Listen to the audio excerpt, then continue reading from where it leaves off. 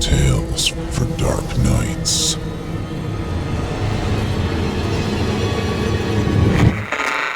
Want to make sure you never miss a Chilling Tales for Dark Nights video again? Be sure to subscribe and hit that bell to turn on notifications. The darkness has found you.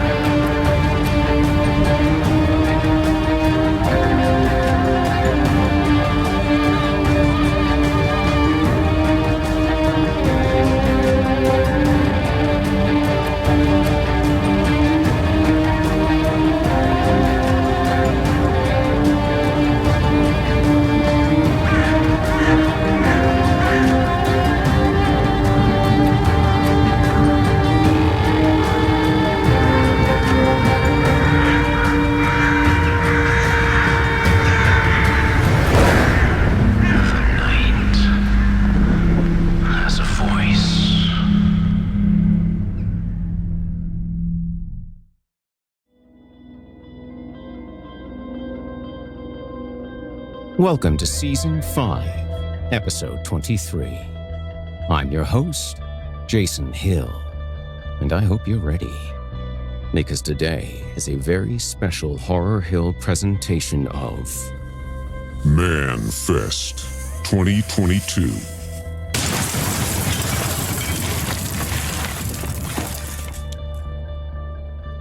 Why Chromosome? Why the fuck not? Things will be getting musky around here, and we'll be kicking it all off with Tales of Conan, The Tower of the Elephant, written by Robert E. Howard. Yes, it's not exactly horror, but it is in the Cthulhu mythos. Sort of.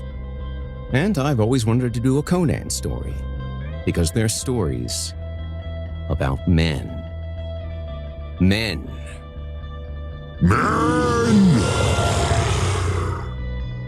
Yes, men. You want to do the manly thing? Become a patron. You'll get ad-free versions of this and all our other episodes. Going way back to 2012. That is a decade ago. Just go to simplyscarypodcast.com and click Patrons in the upper menu to sign up today, and you will get instant access from our friends at Chilling Tales for Dark Nights. Thank you for your support. But now, travel with me to a bygone age, between the time when the oceans drank Atlantis and the rise of the sons of Arius. There was an age undreamed of. And unto this, Conan, destined to wear the jeweled crown of Aquilonia upon a troubled brow. It is I, his chronicler, who alone can tell thee of his saga. Let me tell you of the days of high adventure.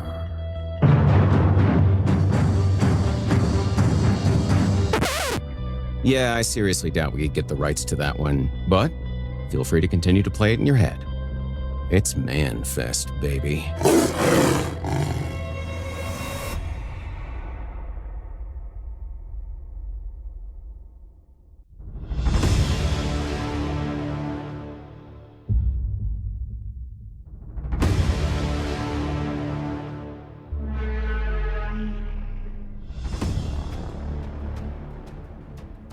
And now, without further ado, from author Robert E.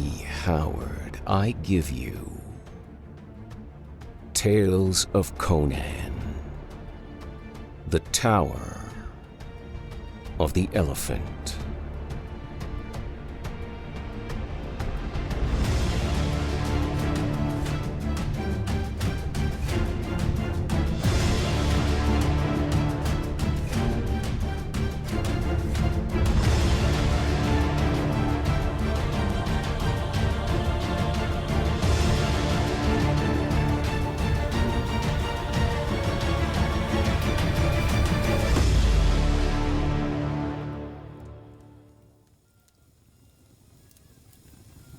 1. Torches flared murkily on the revels in the mall, where the thieves of the East held carnival by night. In the mall, they could carouse and roar as they liked, for honest people shunned the quarters, and watchmen, well paid with stained coins, did not interfere with their sport. Along the crooked, unpaved streets with their heaps of refuse and sloppy puddles, drunken roisterers staggered, roaring. Steel glinted in the shadows where wolf preyed on wolf, and from the darkness rose the shrill laughter of women, and the sounds of scufflings and strugglings. Torchlight licked luridly from broken windows and wide-thrown doors, and out of those doors stale smells of wine and rank, sweaty bodies, clamor of drinking jacks and fists hammered on rough tables. Snatches of obscene songs rushed like a blow in the face. In one of these dens, merriment thundered to the low, smoke-stained roof, where rascals gathered in every stage of rags and tatters, furtive cut-purses, leering kidnappers, quick-fingered thieves, swaggering bravos with their lewd wenches, strident-voiced women clad in tawdry finery, native rogues with a dominant element, sly-eyed Zamorians with daggers at their girdles and guile in their hearts. But there were wolves of half a dozen outland nations there as well. There was a giant Hyperborean renegade, taciturn, dangerous, with a broadsword strapped to his great, gaunt frame, for men wore steel openly in the mall. There was a Shemitish counterfeiter, with his broad nose and curled blue-black beard. There was a bold-eyed Brythunian wench, sitting on the knee of a tawny-haired gunderman, a wandering mercenary soldier, a deserter from some defeated army. And the fat, gross rogue whose bawdy jests were causing all the shouts of mirth was a professional kidnapper, come up from distant Koth to teach woman-stealing to Zamorians who were born with more knowledge of the art than he could ever attain. This man halted in his description of an intended victim's charms and thrust his muzzle into a huge tankard of frothing ale.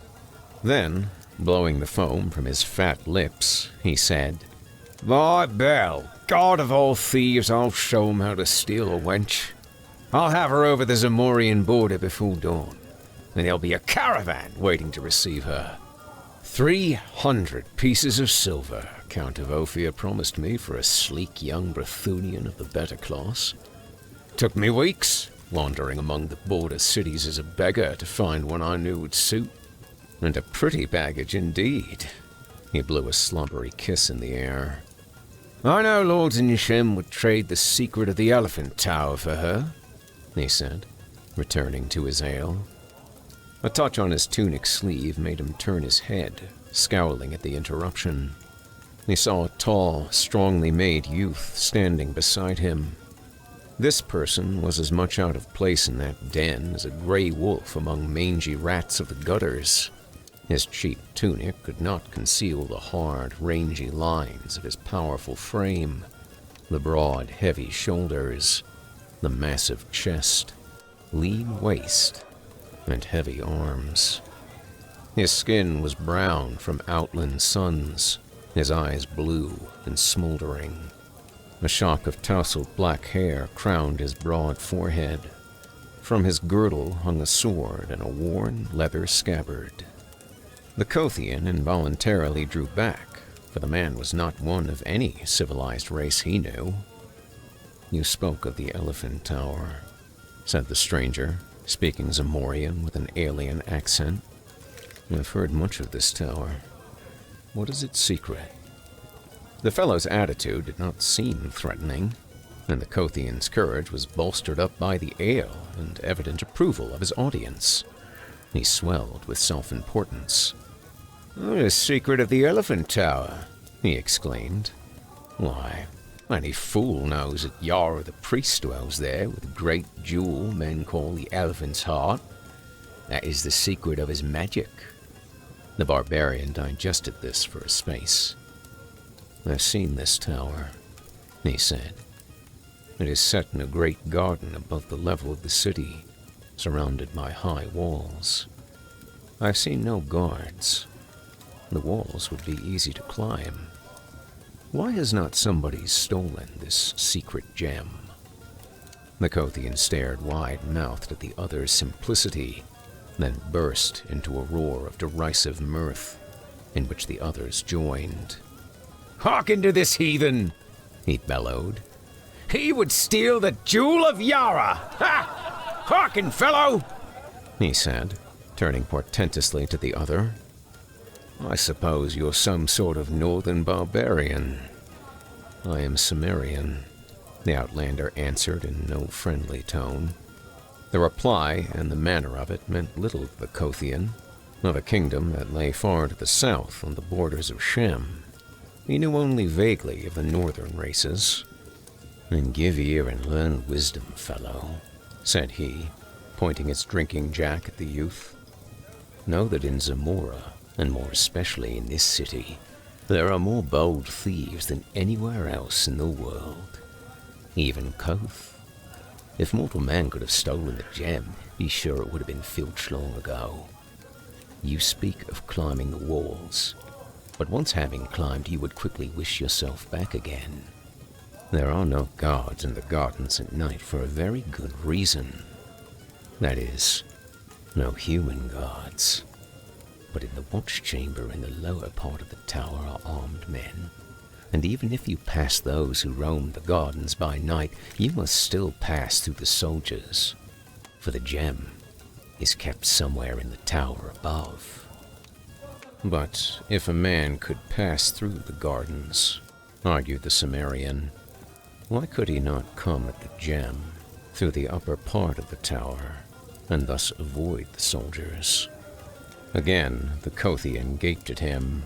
"Ha! Listen to him!" he shouted jeeringly. "The barbarian's an eagle who would fly to the jeweled rim of the tower, which is only 150 feet above the earth, with rounded sides slicker than polished glass. Ha!" The Cimmerian glared about, embarrassed at the roar of mocking laughter that greeted this remark. He saw no particular humor in it, and was too new to civilization to understand its discourtesies. Civilized men are more discourteous than savages because they know they can be impolite without having their skulls split, as a general thing. He was bewildered and chagrined, and doubtless would have slunk away, abashed, but the Kothian chose to goad him further. "Oh, come on, he shouted. "You tell these poor fellows, who have only been thieves since before you were spawned, tell them how you would steal the gem." "There's always a way, if the desire be coupled with courage," answered the Cimmerian shortly, nettled. The Kothian chose to take this as a personal slur. His face grew purple with anger. "What?" he roared. "You dare tell us our business and intimate that we're cowards? Get along! Get out of my sight!" And he pushed the Cimmerian violently. "Will you mock me and then lay hands on me?" grated the barbarian, his quick rage leaping up, and he returned the push with an open-handed blow that knocked his tormentor back against the rude-hewn table. Ale splashed over the jack's lip, and the Kothian roared in fury, dragging at his sword. "Heathen dog! I will have your heart for that."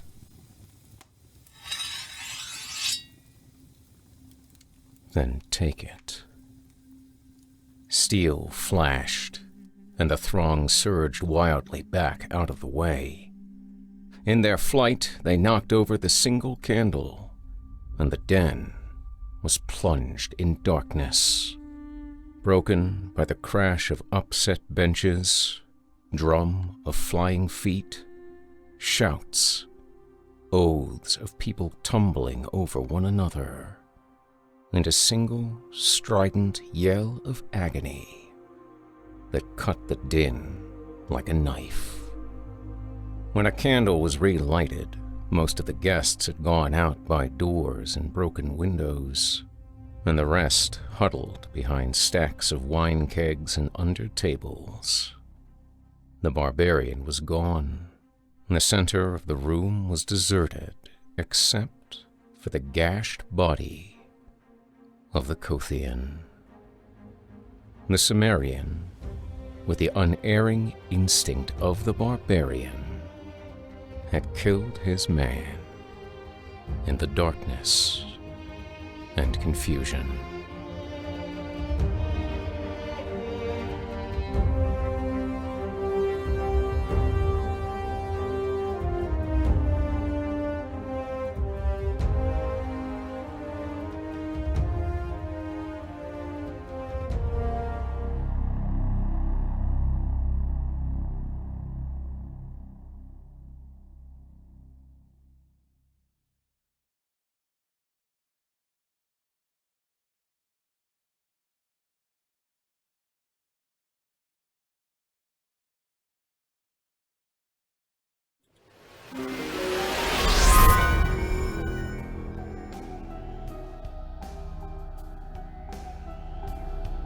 This episode of Horror Hill is proudly brought to you by Wondery and Killer Psyche.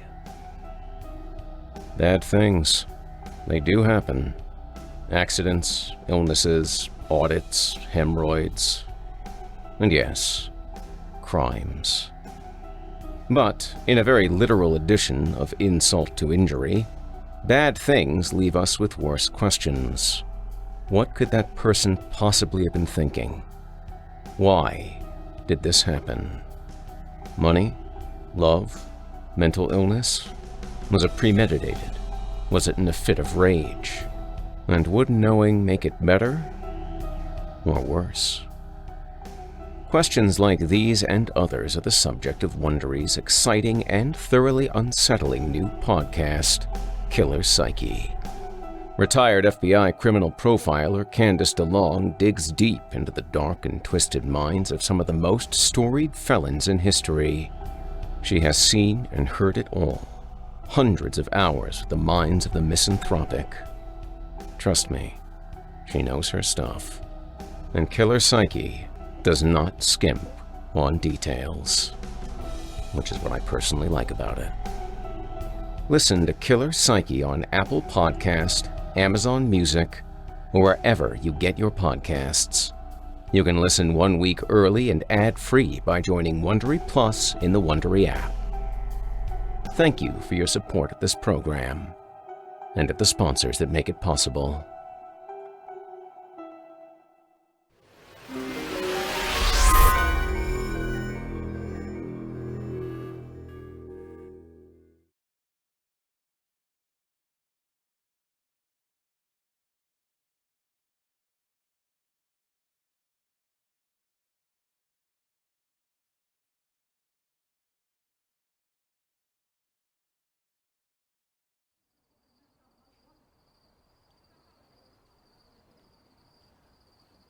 Two. The lurid lights and drunken revelry fell away behind the Cimmerian. He had discarded his torn tunic and walked through the night naked except for a loincloth and his high-strapped sandals. He moved with the supple ease of a great tiger, his steely muscles rippling under his brown skin. He had entered the part of the city reserved for the temples. On all sides of him, they glittered white in the starlight. Snowy marble pillars and golden domes and silver arches. Shrines of Zamora's myriad strange gods. He did not trouble his head about them. He knew that Zamora's religion, like all things of a civilized, long-settled people, was intricate and complex, and had lost most of the pristine essence in a maze of formulae and rituals. He had squatted for hours in the courtyards of the philosophers, listening to the arguments of theologians and teachers, and come away in a haze of bewilderment, sure of only one thing, and that they were all touched in the head. His gods were simple and understandable. Crom was their chief, and he lived on a great mountain whence he sent forth dooms and death. It was useless to call on Crom, because he was a gloomy, savage god, and he hated weaklings. But he gave a man courage at birth, and the will and might to kill his enemies, which, in the Cimmerian's mind, was all any god should be expected to do. His sandaled feet made no sound on the gleaming pave.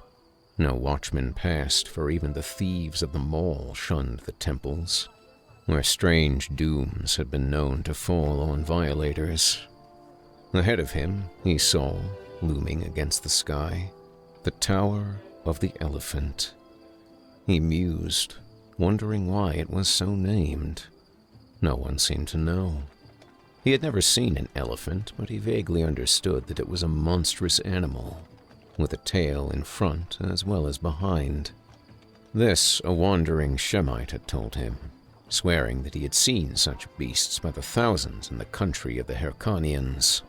But were it truth that man spoke, the Cimmerian did not know. At any rate, there were no elephants in Zamora. The shimmering shaft of the tower rose frostily in the stars. In the sunlight, it shone so dazzlingly that few could bear its glare, and men said it was built of silver. It was round, a slim, perfect cylinder, 150 feet in height, and its rim glittered in the starlight with the great jewels which crusted it. The tower stood among the waving exotic trees of a garden raised high above the general level of the city.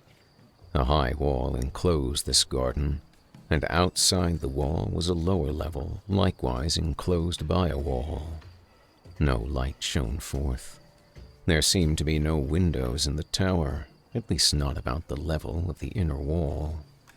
Only the gems high above sparkled frostily in the starlight.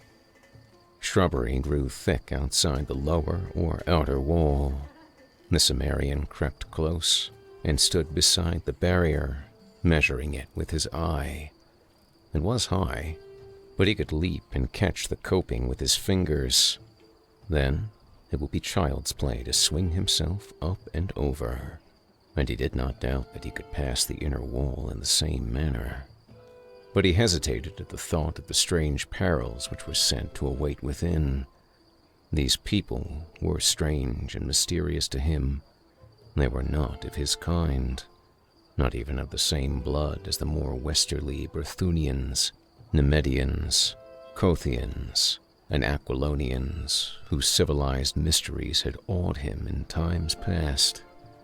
The people of Zamora were very ancient, and, from what he had seen of them, very evil.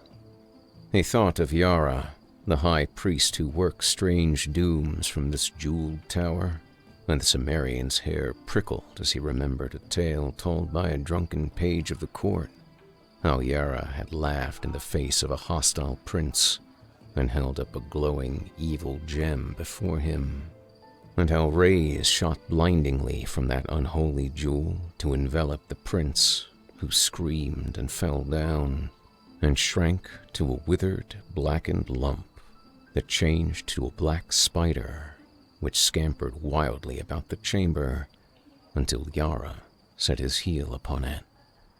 Yara came not often from his tower of magic, and always to work evil on some man or some nation. The king of Zamora feared him more than he feared death, and kept himself drunk all the time, because that fear was more than he could endure sober. Yara was very old, centuries old, men said, and added that he would live forever because of the magic of his gem, which men called the heart of the elephant, for no better reason than they named his hold the Elephant's Tower. The Cimmerian, engrossed in these thoughts, shrank quickly against the wall. Within the garden, someone was passing who walked with a measured stride. The listener heard the clink of steel. So, it would seem a guard did pace those gardens after all. The Cimmerian waited, expecting to hear him pass again on the next round. but silence rested over the mysterious gardens. At last, curiosity overcame him. Leaping lightly, he grasped the wall and swung himself up to the top with one arm. Lying flat on the broad coping, he looked down into the wide space between the walls.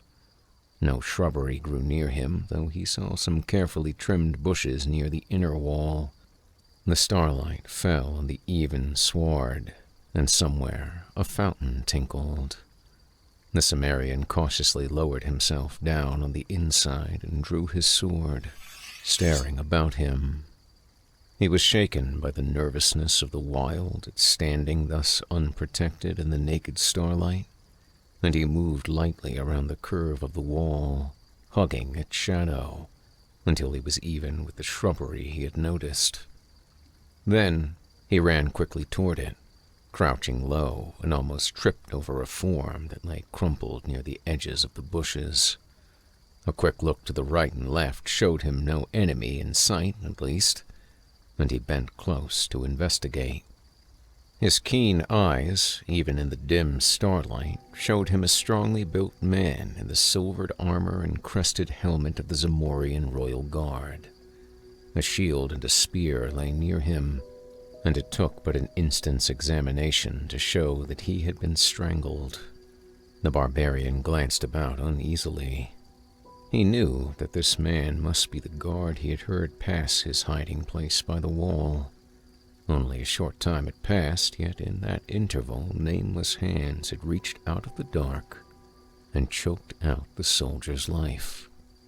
Straining his eyes in the gloom, he saw a hint of motion through the shrubs near the wall.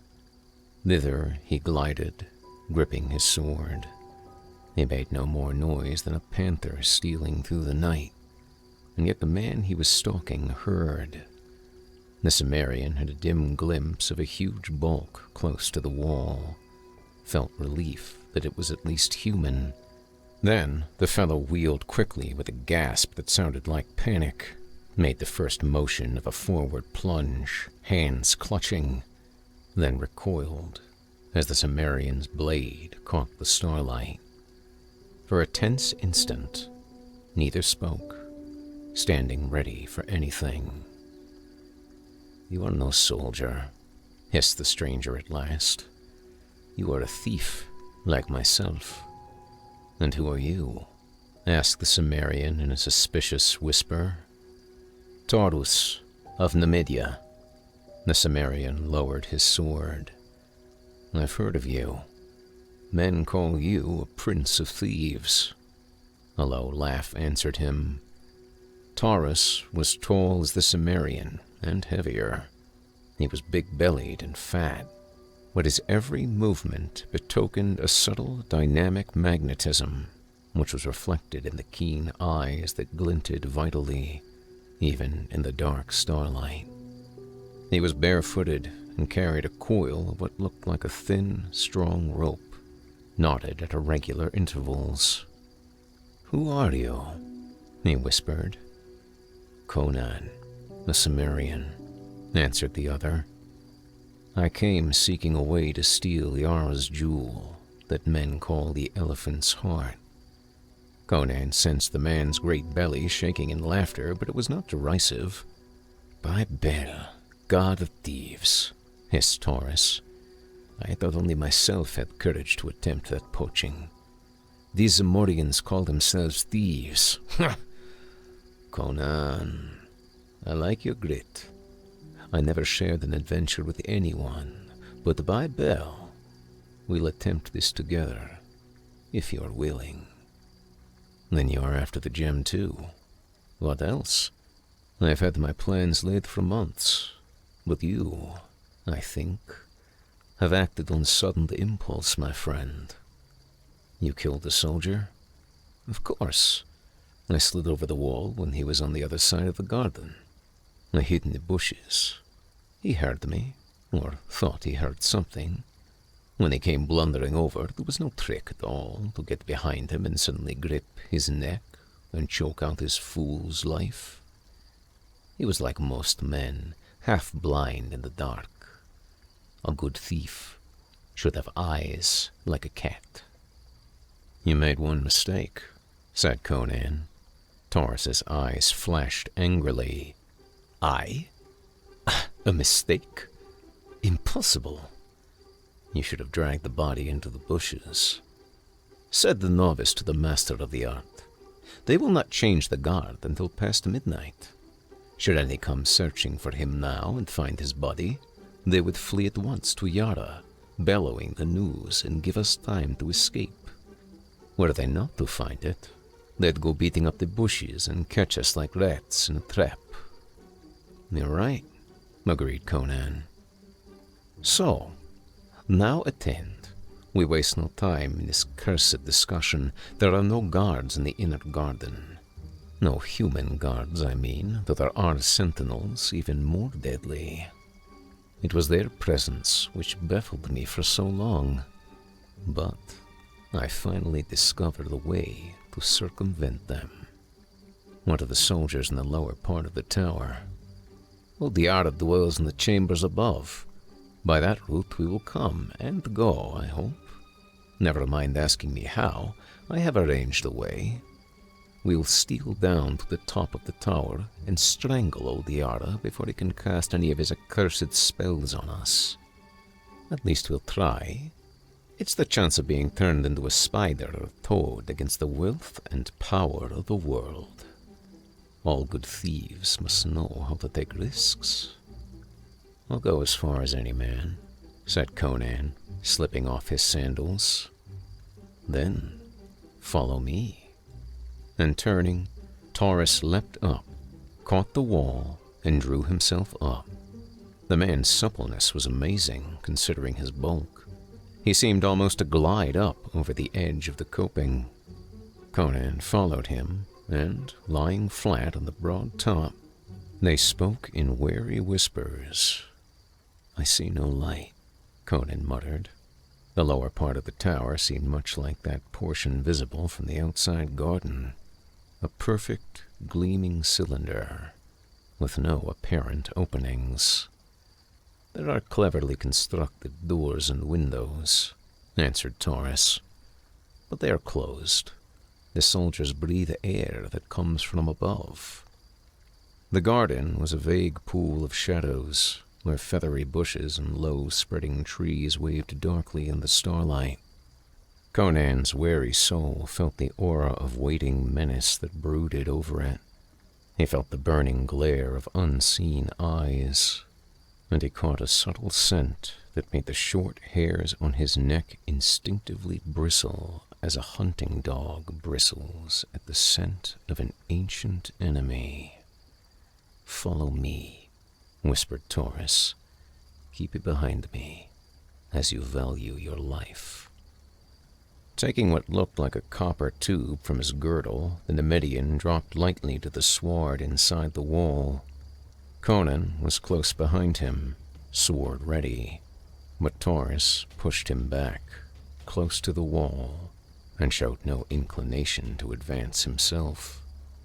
His whole attitude was of tense expectancy, and his gaze, like Conan's, was fixed on the shadowy mass of shrubbery a few yards away. This shrubbery was shaken, although the breeze had died down. Then, two great eyes blazed from the waving shadows, and behind them other sparks of fire glinted in the darkness. Lions, muttered Conan. Aye. By day they are kept in subterranean caverns below the tower. That is why there are no guards in this garden. Conan counted the eyes rapidly. 5 in sight, maybe more back in the bushes.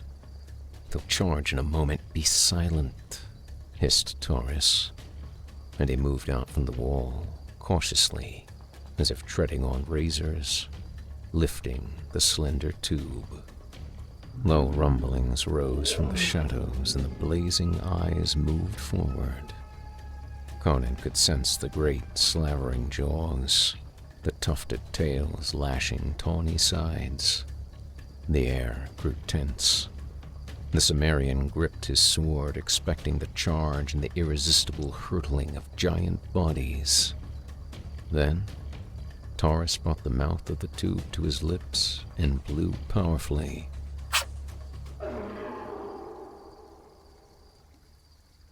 A long jet of yellowish powder shot from the other end of the tube and billowed out instantly in a thick green-yellow cloud that settled over the shrubbery, blotting out the glaring eyes. Taurus ran back hastily to the wall. Conan glared without understanding. The thick cloud hid the shrubbery, and from it no sound came. "What is that mist?" the Cimmerian asked uneasily. "Death," hissed the Nemedian. "If a wind springs up and blows it back upon us, we must flee over the wall. But no, the wind is still, and now it is dissipating. Wait until it vanishes entirely. To breathe it is death." Presently, only yellowish shards hung ghostily in the air. Then they were gone, and Taurus motioned his companion forward. They stole toward the bushes, and Conan gasped. Stretched out in the shadows lay 5 great tawny shapes. The fire of their grim eyes dimmed forever. A sweetish, cloying scent lingered in the atmosphere. "They died without a sound," muttered the Cimmerian. "Taurus, what was that powder?" "It was made from the black lotus, whose blossoms wave in the lost jungles of Gitai, where only the yellow-skulled priests of Yun dwell. Those blossoms strike dead any who smell of them." Conan knelt beside the great forms, assuring himself that they were indeed beyond power of harm. He shook his head. The magic of the exotic lands was mysterious and terrible to the barbarians of the north. "Why can you not slay the soldiers in the tower in the same way?" he asked. "Because that was all the powder I possessed. The obtaining of it was a feat which in itself was enough to make me famous amongst the thieves of the world. I stole it out of a caravan bound for Stygia, and I lifted it in its cloth of gold bag out of the coils of the great serpent which guarded it, without even awaking him. But come, in Bel's name, are we to waste the night in discussion?" They glided through the shrubbery to the gleaming foot of the tower, and there, with a motion enjoining silence, Taurus unwound his knotted cord, on one end of which was a strong steel hook. Conan saw his plan, and asked no questions as the Nemedian gripped the line a short distance below the hook, and began to swing it about his head. Conan laid his ear to the smooth wall and listened, but could hear nothing. Evidently the soldiers within did not suspect the presence of intruders, who had made no more sound than the night wind blowing through the trees. But a strange nervousness was on the barbarian. Perhaps it was the lion smell, which was over everything. Taurus threw the line with a smooth, ripping motion of his mighty arm. The hook curved upward and inward in a peculiar manner, hard to describe, and vanished over the jeweled rim.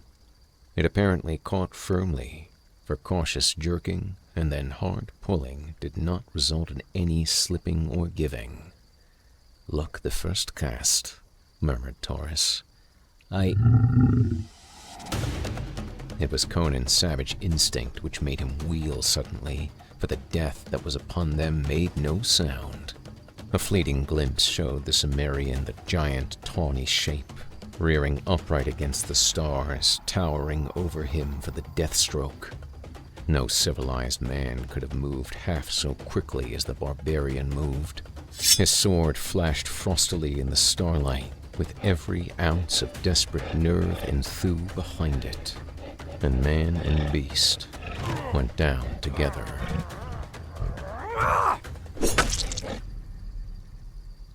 Cursing incoherently beneath his breath, Taurus bent above the mass and saw his companion's limbs move as he strove to drag himself from under the great weight that lay limply upon him. A glance showed the startled Numidian that the lion was dead, its slanting skull split in half. He laid hold of the carcass, and, by his aid, Conan thrust it aside and clambered up, still gripping his dripping sword. "Are you hurt, man?" gasped Taurus, still bewildered by the stunning swiftness of that touch-and-go episode. "No, by Crom," answered the barbarian. "But that was as close a call as I've had in a life no ways tame. Why did not that cursed beast roar as he charged?" "All things are strange in this garden," said Taurus. "The lions strike silently, and so do other deaths. But come, little sound was made in that slaying, but the soldiers might have heard, if they are not asleep or drunk, that the beast was in some other part of the garden and escaped the death of the flowers. But surely there are no more. We must climb this cord now. Little need to ask a Cimmerian if he can." "If it'll bear my weight," grunted Conan, cleansing his sword on the grass. "It will bear thrice my own," answered Taurus.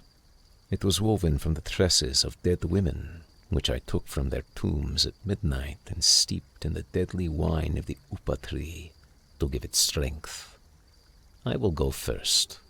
Then follow me closely." The Nemedian gripped the rope and, crooking a knee about it, began the ascent.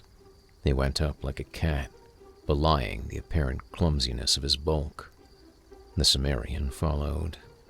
The cord swayed and turned on itself, but the climbers were not hindered. Both had made more difficult climbs before. The jeweled rim glittered high above them, jutting out from the perpendicular of the wall so that the cord hung perhaps a foot from the side of the tower, a fact which added greatly to the ease of the ascent.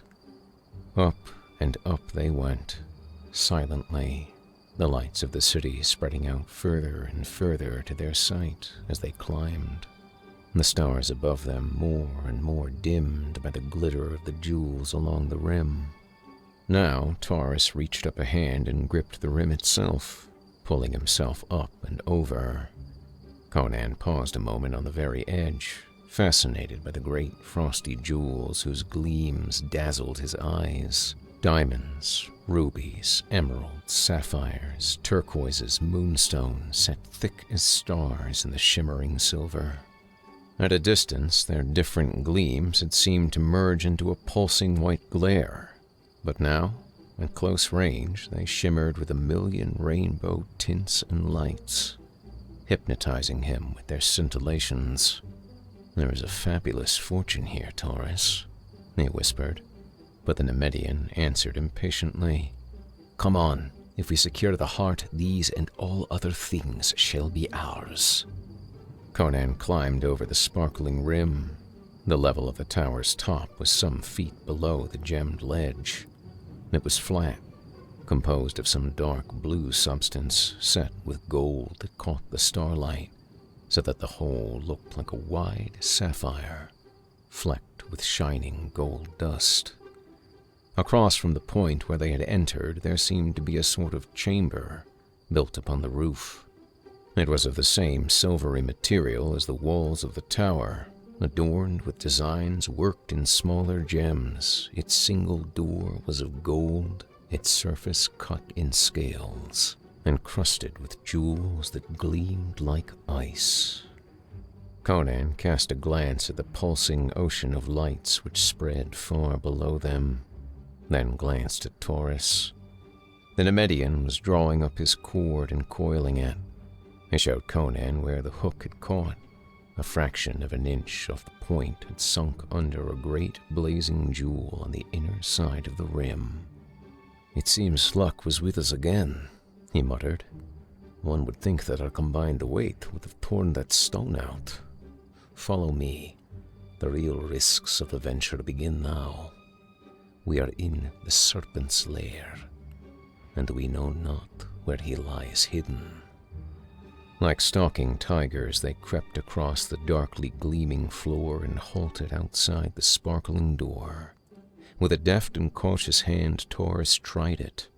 It gave without resistance, and the companions looked in, tensed for anything. Over the Nemedian's shoulder, Conan had a glimpse of a glittering chamber, the walls, ceiling, and floor of which were crusted with great white jewels, which lighted it brightly, and which seemed its only illumination. It seemed empty of life.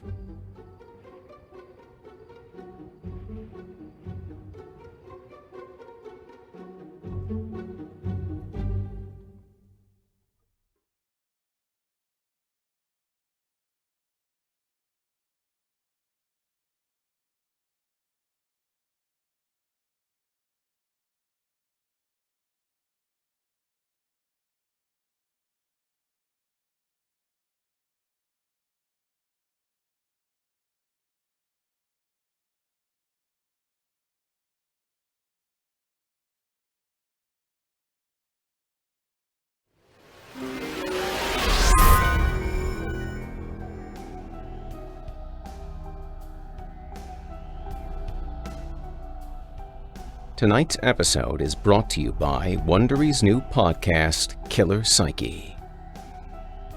Crimes, shocking or otherwise, they happen all the time. I commit at least 2 of them just on the way out of my neighborhood. Hey, it's not like someone put a gun to their heads and made them join the homeowners association. They're the ones who made dinner. I'm just the one who's going to make sure that they eat it. Every single bite. But you won't have to dig too deep to find the motivations for my crimes. They are painfully obvious. As obvious as that trash can I left out for a few days after trash day. Yes, it was a lovely letter I got. But I'm talking about the more mysterious crimes. The ones that force you to ask why. Why ask why? Why not? And with the most horrific criminals, questions such as these demand answers. Which brings me to Wondery's new podcast, Killer Psyche, where retired FBI criminal profiler Candace DeLong dissects the thoughts and behaviors of the most infamous felons in history. And she's been in the game for quite some time. With a career spanning nearly 5 decades, she knows all there is to know about these individuals. And if you think her insights won't shock you, well, you're wrong. May I recommend a good starting point? Candace's study of Mary Beth Rowe Tinning. In 1987, Tinning was arrested on 9, that's right, count 'em up, 9 counts of murder. The victims? Her very own children, deemed previously to have died from genetic tragedies. Horrific? Certainly. But why? Why? Temporary insanity? Munchausen syndrome by proxy? Maybe. Maybe not. That's what Candace is here for. And Killer Psyche shines brightest when she pulls no punches. That's what I personally like about the show. This show will treat you like the adult you, presumably are, and give it to you straight. Every gory detail. Yes, it's good stuff. Not the lightest material, but you're already here, so I'm gonna go out on a limb and say that, yeah, this is probably up your alley. Listen to Killer Psyche on Apple Podcast, Amazon Music, or wherever you get your podcasts. You can listen 1 week early and ad-free by joining Wondery Plus in the Wondery app. Thank you for your support of this program, and for the sponsors that make it possible.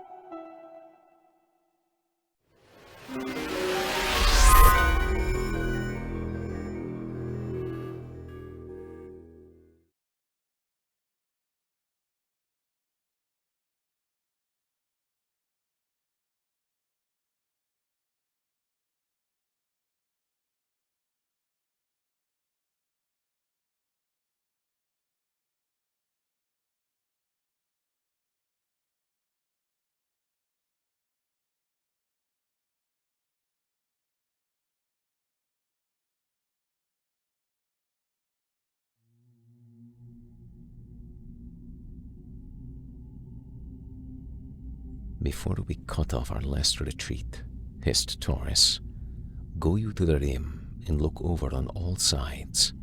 If you see any soldiers moving in the gardens or anything suspicious, return and tell me. I will await you within this chamber. Conan saw scant reason in this, and a faint suspicion of his companion touched his wary soul. But he did as Taurus requested. As he turned away, the Numidian slipped inside the door and drew it shut behind him. Conan crept about the rim of the tower, returning to his starting point without having seen any suspicious movement in the vaguely waving sea of leaves below. He turned toward the door. Suddenly, from within the chamber, there sounded a strangled cry. The Cimmerian leapt forward, electrified. The gleaming door swung open, and Taurus stood, framed in the cold blaze behind him. He swayed, and his lips parted, but only a dry rattle burst from his throat. Catching at the golden door for the support, he lurched out upon the roof, and then fell headlong, clutching at his throat. The door swung to behind him. Conan, crouching like a panther at bay, saw nothing in the room behind the stricken Numidian. In the brief instant the door was partly open, unless it was not a trick of the light, which made it seem as if a shadow darted across the gleaming floor. Nothing followed Taurus out of the roof, and Conan bent above the man. The Numidian stared up with dilated, glazing eyes that somehow held a terrible bewilderment. His hands clawed at his throat, his lips slobbered and gurgled. Then, suddenly, he stiffened, and the astounded Cimmerian knew that he was dead. And he felt that Taurus had died without knowing what manner of death had stricken him. Conan glared bewilderedly at the cryptic golden door. In that empty room, with its glittering jeweled walls, death had come to the Prince of Thieves as swiftly and mysteriously as he had dealt doom to the lions in the gardens below.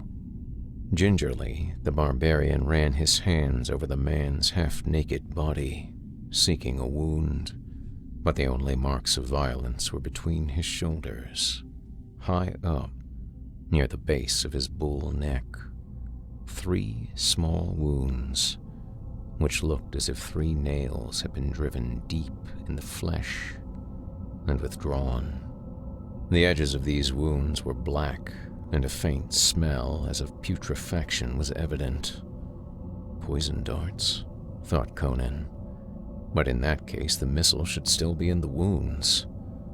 Cautiously, he stole toward the golden door, pushed it open, and looked inside. The chamber lay empty, bathed in the cold, pulsing glow of the myriad jewels. In the very center of the ceiling, he idly noted a curious design, a black, 8-sided pattern, in the center of which 4 gems glittered with a red flame, unlike the white blaze of the other jewels. Across the room, there was another door, like the one in which he stood, except that it was not carved in the scale pattern.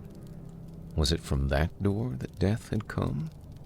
And having struck down its victim, had it retreated by the same way? Closing the door behind him, the Cimmerian advanced into the chamber. His bare feet made no sound of the crystal floor. There were no chairs or tables in the chamber, only 3 or 4 silken couches, embroidered with gold and worked in strange serpentine designs, and several silver-bound mahogany chests. Some were sealed with heavy golden locks, others lay open, their carven lids thrown back, revealing heaps of jewels and a careless riot of splendor to the Cimmerian's astounded eyes. Conan swore beneath his breath. Already he had looked upon more wealth that night than he had ever dreamed existed in all the world, and he grew dizzy thinking of what must be the value of the jewel he sought. He was in the center of the room now, going stooped forward, head thrust out warily, sword advanced, when again death struck at him soundlessly.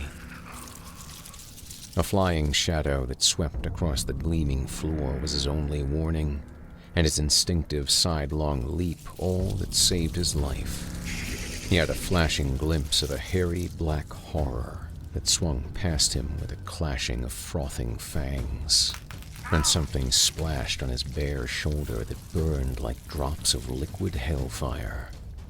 Springing back, sword high, he saw the horror strike the floor, wheel and scuttle toward him with appalling speed. A gigantic black spider, such as men see only in nightmare dreams. It was as large as a pig, and its 8 thick, hairy legs drove its ogreish body over the floor at a headlong pace. Its 4 evilly gleaming eyes shone with a horrible intelligence, and its fangs dripped venom that Conan knew from the burning of his shoulder where only a few drops had splashed as the thing struck and missed, was laden with swift death. This was the killer that had dropped from its perch in the middle of the ceiling on a strand of its web on the neck of the Nemedian. Fools that they were not to have suspected that the upper chambers would be guarded as well as the lower. These thoughts flashed briefly through Conan's mind as the monster rushed. He leapt high, and it passed beneath him, wheeled and charged back. This time he evaded its rush with a sidewise leap and struck back like a cat. His sword severed one of the hairy legs, and again he barely saved himself as the monstrosity swerved at him, fangs clicking fiendishly. But the creature did not press the pursuit. Turning, it scuttled across the crystal floor and ran up the wall to the ceiling where it crouched for an instant, glaring down at him with its fiendish red eyes. Then, without warning, it launched itself through space, trailing a strand of slimy grayish stuff. Conan stepped back to avoid the hurtling body, then ducked frantically, just in time to avoid being snared by the flying web rope. He saw the monster's intent and sprang toward the door, but it was quicker, and a sticky strand cast across the door made him a prisoner. He dared not try to cut it with his sword. He knew the stuff would cling to the blade, and before he could shake it loose, the fiend would be sinking its fangs into his back. Then began a desperate game. The wits and quickness of the man matched against the fiendish craft and speed of the spider. It no longer scuttled across the floor in a direct charge or swung its body through the air at him. It raced about the ceiling and the walls, seeking to snare him in the long loops of sticky gray web strands which it flung with a devilish accuracy. These strands were as thick as ropes, and Conan knew that once they were coiled about him, his desperate strength would not be enough to tear him free before the monster struck. All over the chamber went on that devil's dance in utter silence except for the quick breathing of the man and the low scuff of his bare feet on the shining floor, the castanet rattle of the monstrosity's fangs. The gray strands lay in coils on the floor. They were looped along the walls. They overlaid the jeweled chests and silken couches and hung in dusky festoons from the jeweled ceiling. Conan's steel-trapped quickness of eye and muscle had kept him untouched, that the sticky loops had passed him so close they rasped his naked hide. He knew he could not always avoid them. He not only had to watch the strands swinging from the ceiling, but to keep his eye on the floor, lest he trip in the coils that lay there. Sooner or later, a gummy loop would writhe about him, python-like, and then, wrapped like a cocoon, he would lie at the monster's mercy. The spider raced across the chamber floor, the gray rope waving out behind it. Conan leapt high, clearing a couch. With a quick wheel, the fiend ran up the wall, and the strand, leaping off the floor like a live thing, whipped about the Cimmerian's ankle. He caught himself on his hands as he fell, jerking frantically at the web which held him like a pliant vice, or the coil of python. The hairy devil was racing down the wall to complete its capture, Stung to frenzy, Conan caught up a jeweled chest and hurled it with all his strength. It was a move the monster was not expecting. Full in the midst of the branching black legs, the massive missile struck, smashing against the wall with a muffled, sickening crunch. Blood and greenish slime spattered, and the shattered mass fell with a burst gem chest to the floor. The crushed black body lay among the flaming riot of jewels that spilled over it. The hairy legs moved aimlessly. The dying eyes glittered redly amongst the twinkling gems. Conan glared about, but no other horror appeared, and he set himself to working free of the web. The substance clung tenaciously to his ankle and his hands, but at last he was free. And taking up his sword, he picked his way among the gray coils and loops to the inner door. What horrors lay within, he did not know.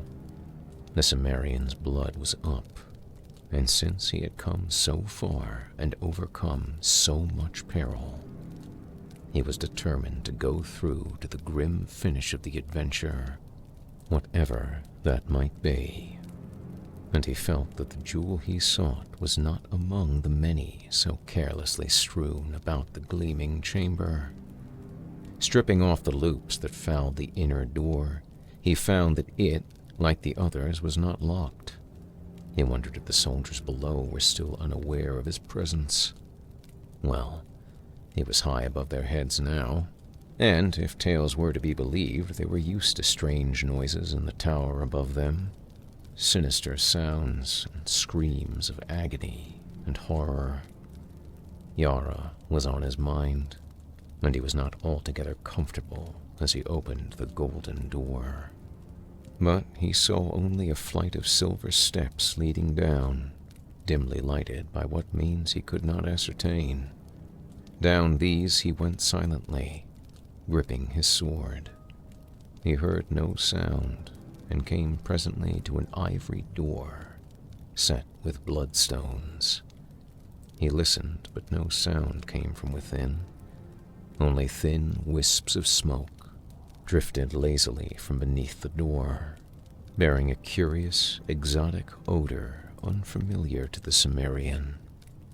Below him the silver stair wound down to vanish in the dimness, and up that shadowy well no sound floated. He had an eerie feeling that he was alone in a tower occupied only by ghosts and phantoms.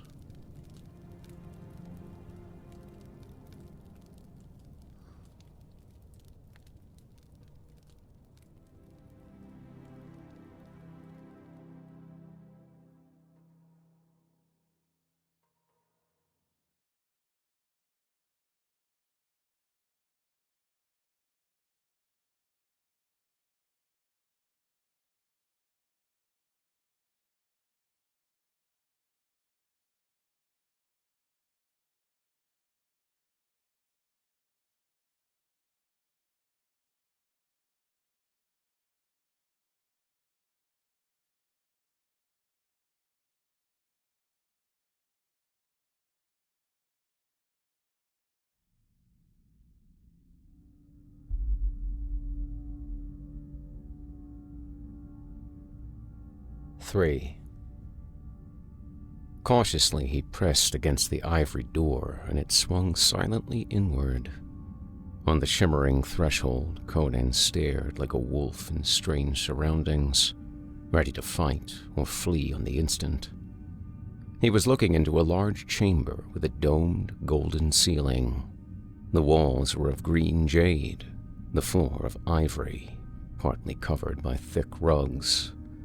Smoke and exotic scent of incense floated up from a brazier on a golden tripod, and behind it sat an idol on a sort of marble couch.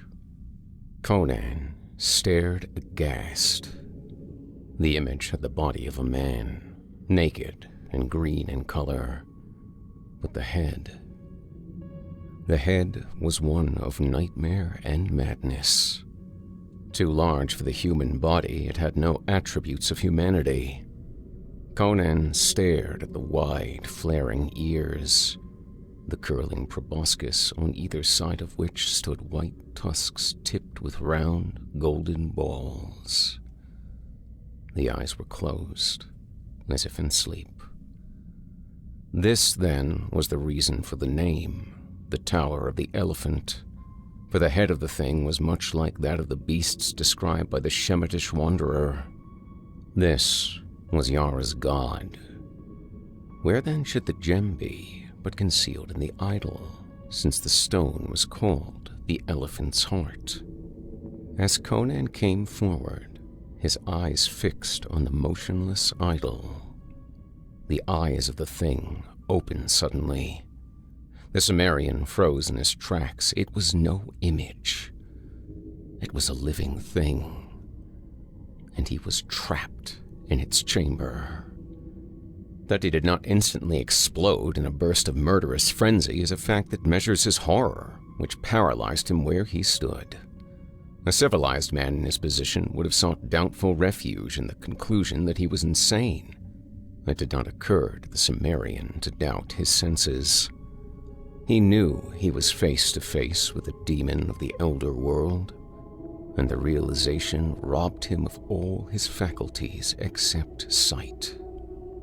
The trunk of horror was lifted and quested about. The topaz eyes stared unseeingly, and Conan knew the monster was blind.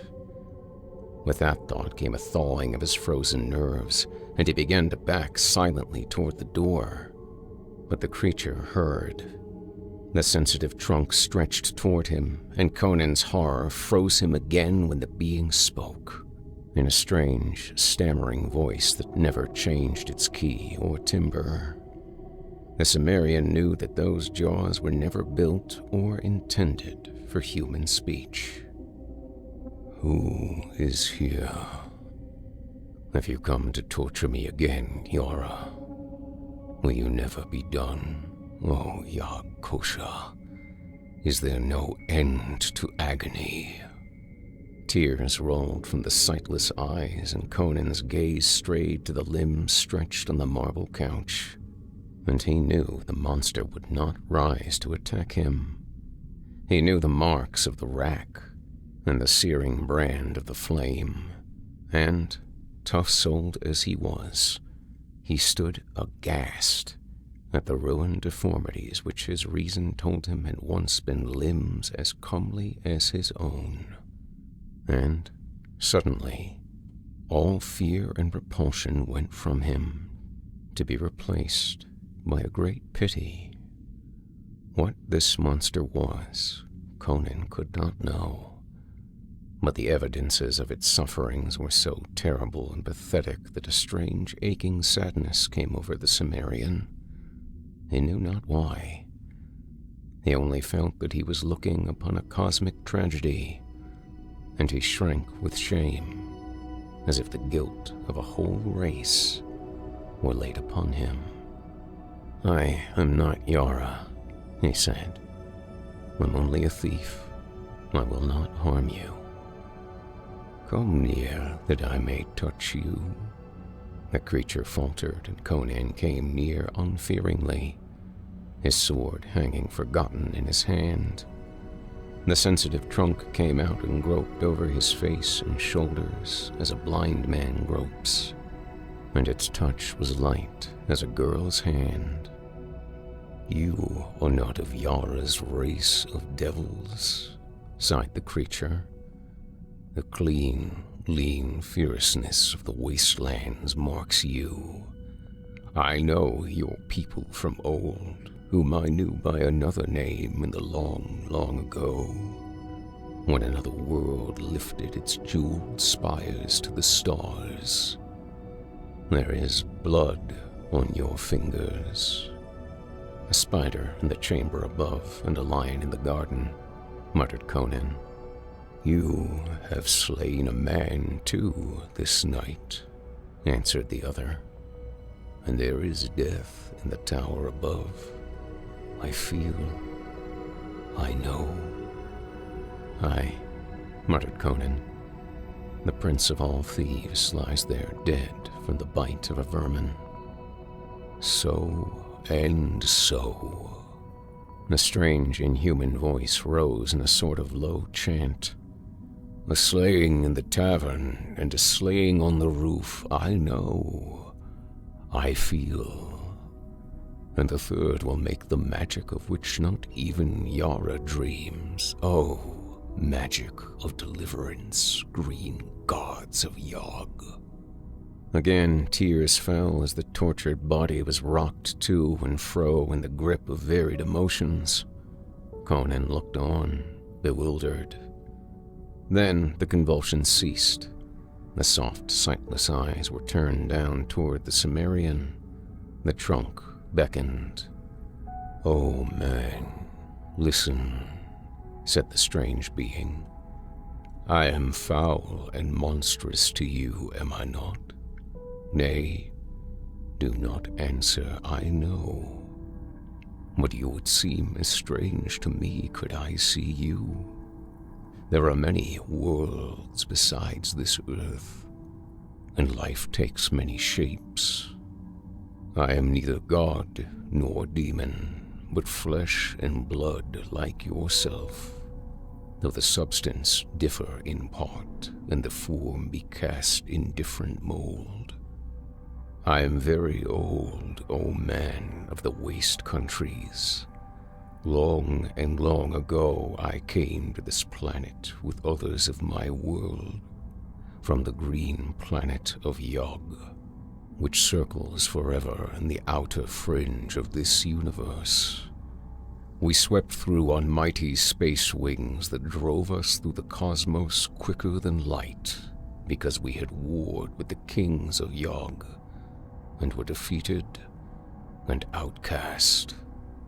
But we could never return, for on earth our wings withered from our shoulders. Here we abode apart from earthly life. We fought the strange and terrible forms of life which then walked the earth so that we became feared, and were not molested in the dim jungles of the east, where we had our abode. We saw men grow from the ape and build shining cities of Alucia, Camellia, Comoria, and their sisters. We saw the oceans rise and engulf Atlantis and Lemuria and the Isles of the Picts and the shining cities of civilization. We saw the survivors of Pictum and Atlantis build their Stone Age empires and go down to ruin, locked in bloody wars. We saw the Picts sink into abysmal savagery, the Atlanteans into apedom again. We saw new savages drift southward in conquering waves from the Arctic Circle to build new civilizations with kingdoms called Numidia and Koth and Aquilonia and their sisters. We saw your people rise under a new name from the jungles of the apes that had been Atlanteans. We saw the descendants of the Lemurians who had survived the cataclysm rise again through savagery and ride westward as Hyrcanians. And we saw this race of devils, survivors of the ancient civilization that was before Atlantis sank, come once more into culture and power. This accursed kingdom of Zamora. All this we saw, neither aiding nor hindering the immutable cosmic law. And one by one, we died. For we of Yog are not immortal, though our lives are as the lives of planets and constellations. At last, I alone was left, dreaming of old times among the ruined temples of jungle-lost Kitai, worshipped as a god by an ancient race. Then came Yara, versed in dark knowledge handed down through the days of barbarism since before Atlantis sank. First, he sat at my feet and learned wisdom, but he was not satisfied with what I taught him, for it was white magic, and he wished evil lore to enslave kings and glut a fiendish ambition. I would teach him none of the black secrets I had gained through no wish of mine through the eons. But his wisdom was deeper than I had guessed. With guile gotten among the dusky tomes of dark Stygia, he trapped me into divulging a secret I had not intended to bear, and turning my own power upon me, he enslaved me. Oh, gods of Yag, my cup has been bitter since that hour. He brought me up from the lost jungles of Kitai, where the gray apes danced to the pipes of the yellow priests, and offerings of fruit and wine heaped my broken altars. No more was I a god to kindly jungle folk. I was slave to a devil in human form. Again, tears stole from the unseeing eyes. He pent me in this tower, which at his command I built for him in a single night. By fire and rack he mastered me, and by strange unearthly tortures you would not understand. In agony, I would long ago have taken my own life if I could. But he kept me alive, mangled, blinded, and broken, to do his foul bidding.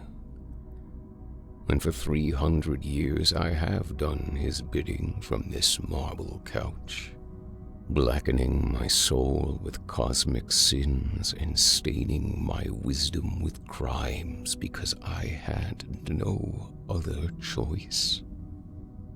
Yet, not all my ancient secrets has he wrested from me, and my last gift shall be the sorcery of the blood and the jewel. For I feel the end of time draw near. You are the hand of fate. I beg you, take the gem you will find on yonder altar. Conan turned to the gold and ivory altar indicated and took up a great round jewel, clear as crimson crystal. He knew that this was the heart of the elephant. Now, for the great magic, the mighty magic such as Earth has not seen before and shall not see again through 1,000,000 of millenniums.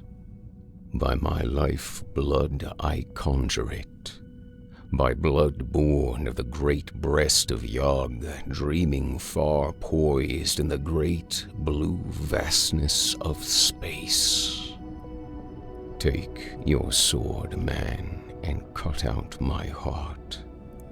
Then squeeze it so the blood will flow over the red stone. Then go you down these stairs and enter the ebony chamber where Yara sits wrapped in lotus dreams of evil. Speak his name and he will awaken. Then lay this gem before him and say, Yog Kosha gives you a last gift and a last enchantment. Then get you from the tower quickly. Fear not, your way shall be made clear. The life of man is not the life of Yog, nor is human death the death of Yog. Let me be free of this cage of broken, blind flesh, and I will once more be Yoga of Yog, morning-crowned and shining with wings to fly, and feet to dance, and eyes to see, and hands to break. Uncertainly, Conan approached, and Kosha or Yoga, as if sensing his uncertainty, indicated where he should strike. Conan set his teeth and drove the sword deep. Blood streamed over the blade in his hand, and the monster started convulsing, then lay back, quite still.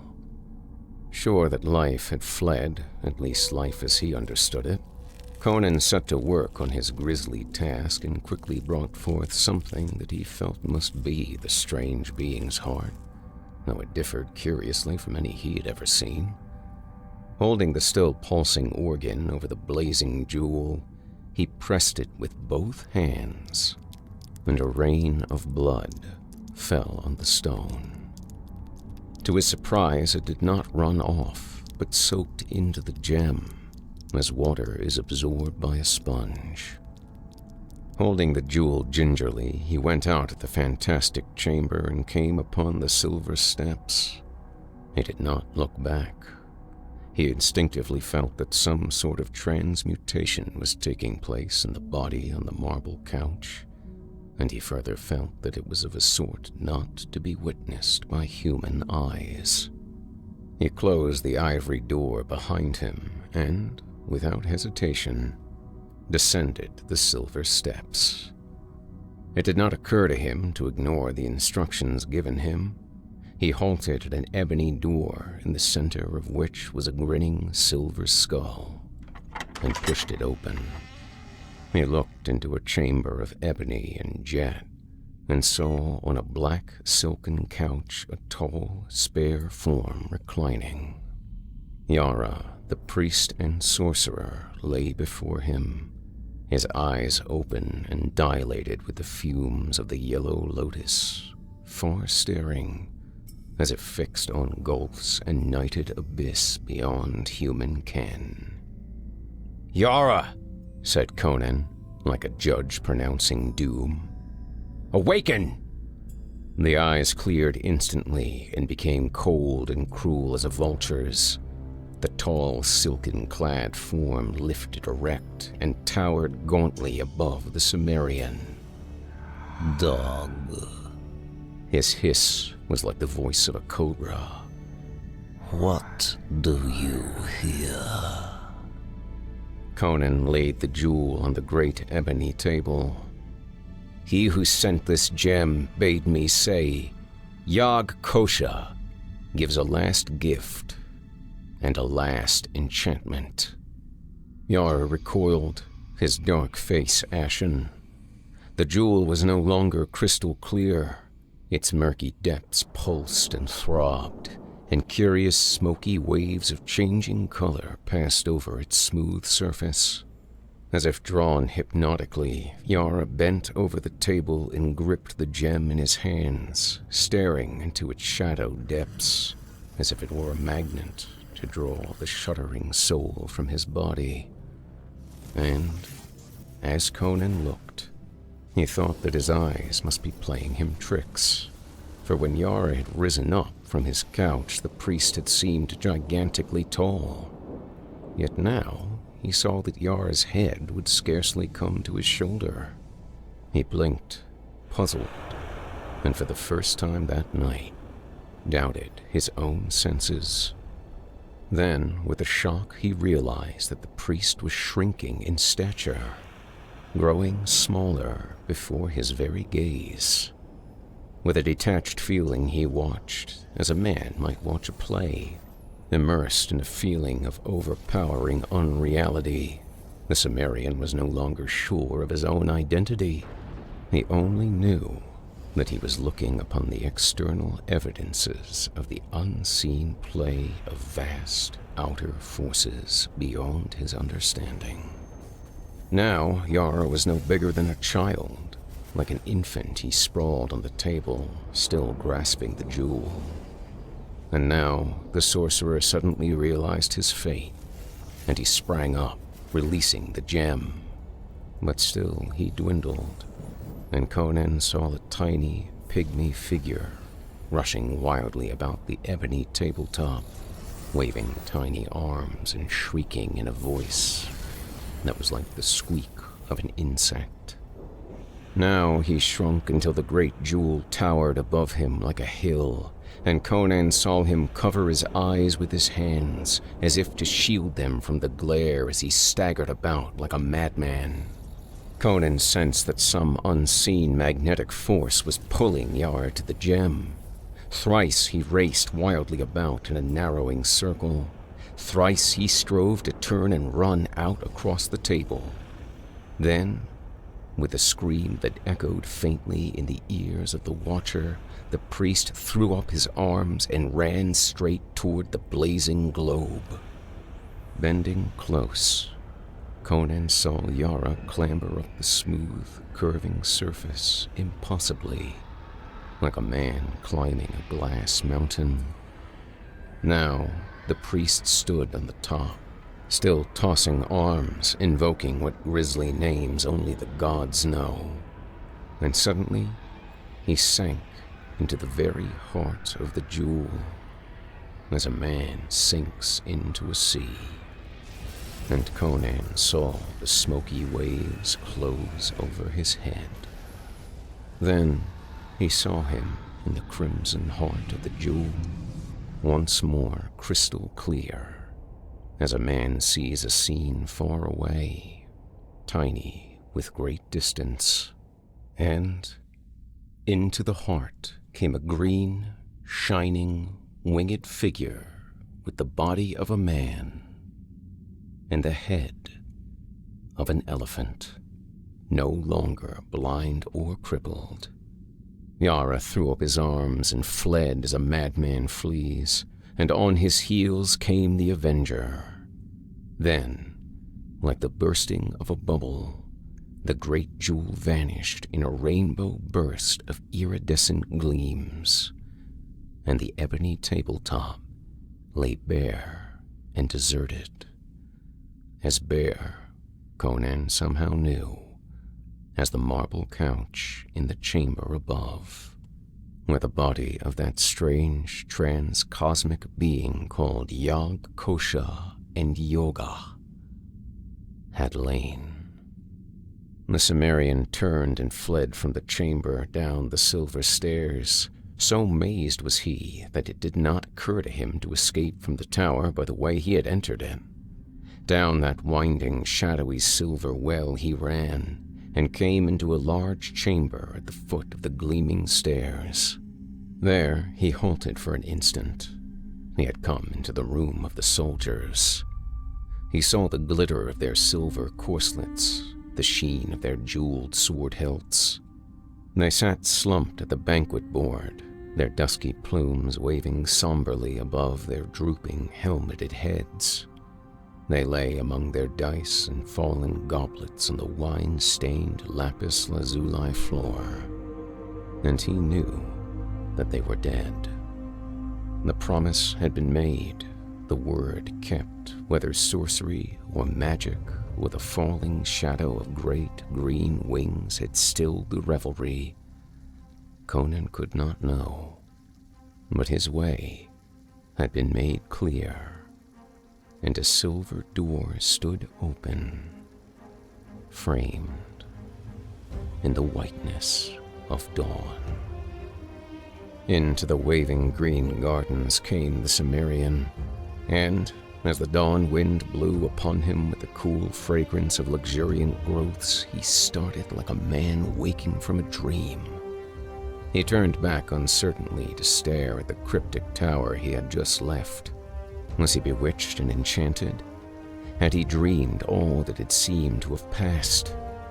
As he looked, he saw the gleaming tower sway against the crimson dawn, its jewel-crusted rim sparkling in the growing light, and crash into shining shards.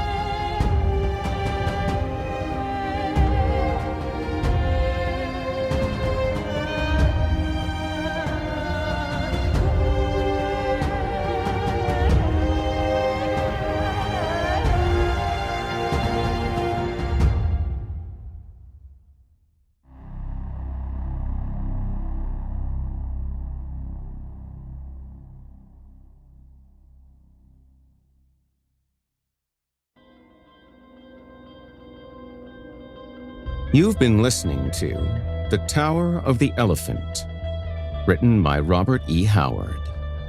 If you enjoyed what you've heard on today's program, please take a moment to stop by our iTunes page or wherever else you listen to your favorite podcasts and leave us a 5-star review and a kind word. It makes a huge difference and would mean a lot to me. If you'd like to hear more lengthy tales, be sure to take a look at my audiobooks, available now on audible.com. If you'd like to hear a premium, ad-free edition of tonight's and all our other episodes, visit simplyscarypodcast.com today and click the Patrons link in the menu at the top of the screen. You'll find yourself at chillingtalesfordarknights.com, where you can become a patron for as little as $5 per month and get access to our entire audio archive dating back to 2012, including past episodes of this program, all of our other shows, and hundreds of standalone releases, all of them ad-free and available to download or stream. If you happen to use Facebook, Twitter, Instagram, or YouTube, you can follow and subscribe to Chilling Tales for Dark Nights there, where you'll get all of our latest updates and new releases and have the chance to interact with us each and every week. You'll find me personally on Facebook, Twitter, and Instagram as well. Until next week, listener, when we meet up once again atop the horror hill for yet another dance with darkness, I bid you good night.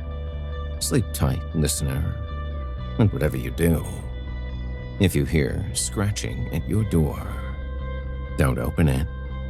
The darkness may have found you, but it's up to you to let it in.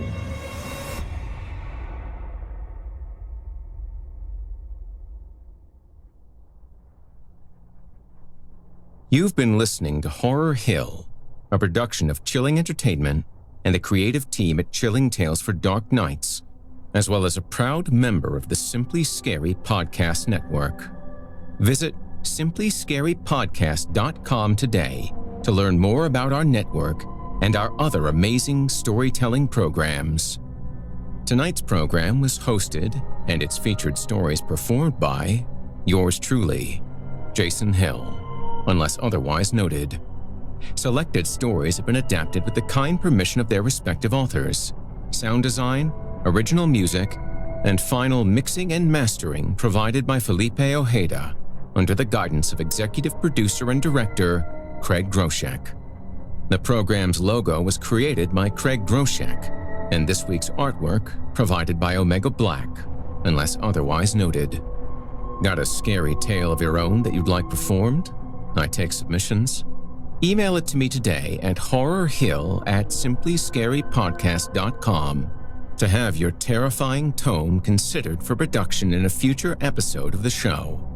If you enjoyed what you've heard on tonight's program and are joining us on your favorite podcast app, subscribe to us to be sure you never miss an episode, and leave us a 5-star review and a comment. Your feedback means a lot to me. You can also follow Chilling Tales for Dark Nights and Horror Hill on Facebook to connect anytime and get the latest updates. If you're listening on the Chilling Tales for Dark Nights YouTube channel, do us a favor and hit the subscribe button and the bell notification icon to get more spooky tales from me and the crew, and another episode of this program each and every week. And don't forget to hit that thumbs up button to tell us how we're doing, and leave a kind word or a request. If you can never get enough spooky stories and can't wait until next week for more, and haven't already, be sure to check out Chilling Tales for Dark Nights on YouTube for hundreds of free audio horror stories, including more performances from yours truly, and consider supporting us by becoming a patron at chillingtalesfordarknights.com. In addition to helping us out, you'll get exclusive access to our audio archive and ad-free downloads of all your favorite stories, including those you've heard on this program. As for me, I'll be back next week with more frightening fiction to haunt your dreams. Until next time, I'm Jason Hill, and you've been listening to the Horror Hill Podcast. Good evening.